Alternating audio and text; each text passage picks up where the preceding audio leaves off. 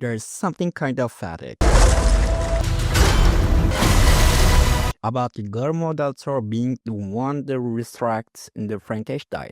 A movie about the obsession, art, and creation. To play a man who basically is the obsession, the art and creation. But let's be honest, Frankenstein has been done to death, literally. We had like, 900 adaptations? At this point, the Frankenstein's monster has been rebooted the more times than it's like iPhone. And every few years, the Hollywood's like, hear me out, and what if he's sexy this time? So yeah, when Del Toro is done on his version, everyone went, cool, but why? And the answer is because this is one actually means something, not corporate, not ironic, just painfully, unapologetically, and human. And from the frame one, Frankenstein is 2025 to feel like the Del Toro would kick it open, the Hollywood, the coffin, and say, okay, fine, let me show you how it's actually done. No quips, no ironic self-awareness, and the TikTok pacing. Just gothic, the hit rate, handcrafted, with a conclave and trauma. Every frame depletes the personality. You can feel the snow, the shadows, or kind of the wax, the melting like time itself. It's not a movie, it's a restructuring.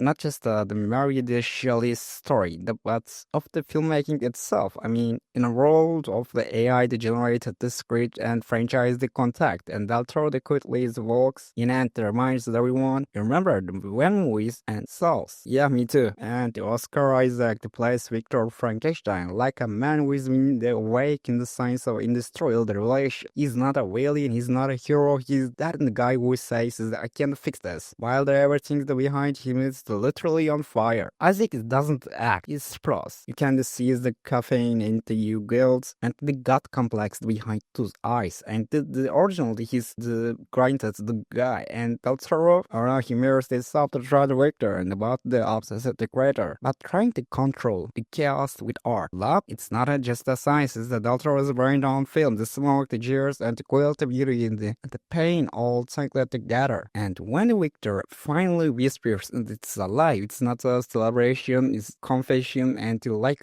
he knows and they just broken the world on purpose. And the Jacob's alerts and the courage isn't the green, he doesn't the grunt, and he's definitely not doing the Frankenstein's work. He's human, painfully human, and you see his eyes in the before you see his scars, and that's the trick. And because simply you're not afraid of him, you're afraid of how much you lie to him. And there's a moment he sits a piano and he hits the one single note, and the just only one, and he's harder than the dialogues and marveled writing. Last 5 years, the Frankenstein isn't the horror, it's heartbreak dressed like a monster. It isn't the creature, it's the build, not the scary, right? It's the build that affects you. Damn it, it's the works, you know that, right? This movie looks insane. The light crimson is the peak Mary, the Blade Runner is the 20, is 49, the Rise of the Child in the Thunderstorm, the Greeny and the Georgios in the Gorgeous, in the all at once, in the every shot locks, in the painted with council is the wax and the gold. You can smell the rust, you can feel the frost, you can practically hear the film reel is the breathing. You know that, right? Del Toro doesn't modernize the Frankenstein, he's a humanist. The Shelley story was never about monsters. It was absolutely about the responsibility. And this film brings the soul right back to life. It's not about creating life, it's about what happened when you abandoned it. Let's be real. Victor Frankenstein basically tech bro with a light in the fetish. He's cutting the life like he's a pitching and the investors in the there's a line as the movie is destroying me. I wanted to build something that will never die, but I've forgotten that lives only matters because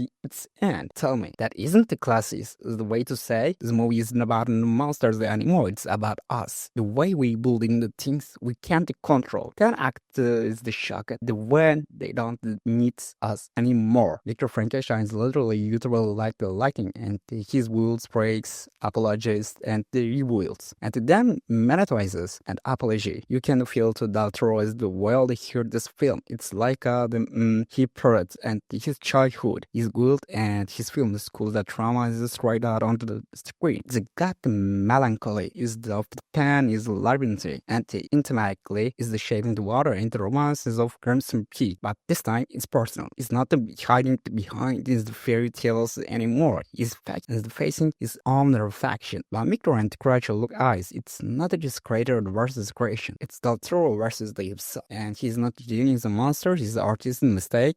He's both. Just like the rest of us. Frankenstein is basically your toxic ex with the love cord. Can't let go. Can't stop creating the drama. But serious, swear to God, and their style is the all be different. And yeah, it's 2.5 hours long. And its irony is the every minute. Del Toro lets breath. It doesn't rush the dopamine. It lets the silence the talk. The pacing to feel like the slow the heartbreak. The steady human alive. It's not a design at the internet.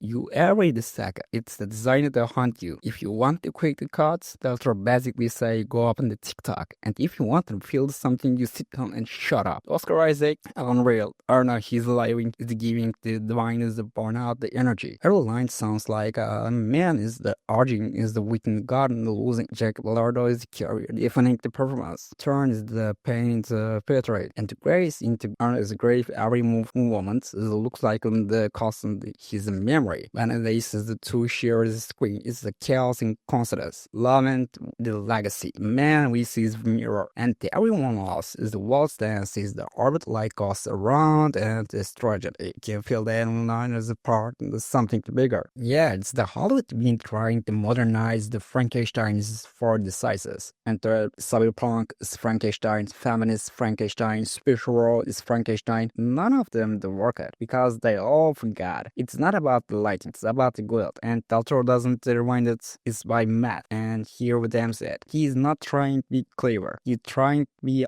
honest. And this 2025, honestly, it's like thunder. The sounds design unreal, every breath, every sparks, every science. You feel it. The Desperate score doesn't just scream horror, it's access. It grief on string, and it doesn't make you jump, it makes you think. I mean, the anti-sets, the real wields, the tangible, and no render forms, just craftsmanships. Yeah, it's like someone is brought in the practical, the filmmaking, the back and from the death. And here's why Frankenstein will outlive in every Marvel movie decided. It actually has something to say. Yeah, it's asked, what if all the obsession with perfection? It's just another kind of the self-destruction. What if what we are trying to fix is the only thing keeps us human? A game life and creature to say, but you never thought me should have the life. That's not just a line, and this is the statement for our creation generation. We will need everything, expecting the empathy. Let's be real, the Frankenstein literally in Hollywood, the bunch and the exit life is the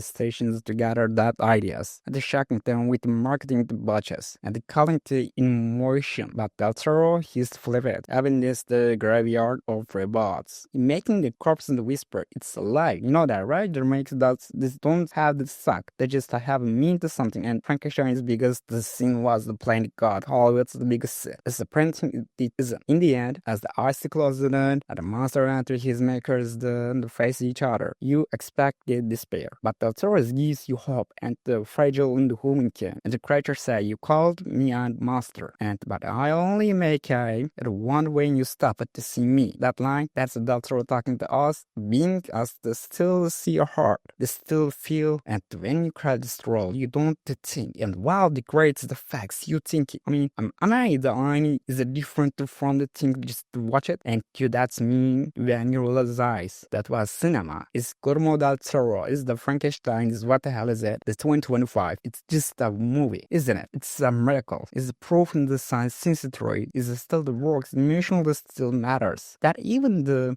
200 years old, the monster can make the Hollywood feel alive again. It's not perfect, it's messy, slow, emotionally, but so are we. Because the Frankenstein is never about that. It was about the loneliness, about what happens when we create something. It replies to love and what happens when that is the thing. Learn to love is back. Del Toro didn't rewind to the Frankenstein. He's a researcher, him, and for once, monsters has a cell gas. So yeah, if you're tired of the AI script, tired of the sellers, the blockbusters, and tired of cinematic universes with no universe left, into this movie you're the antidote. It's alive, and thank God, so is cinema.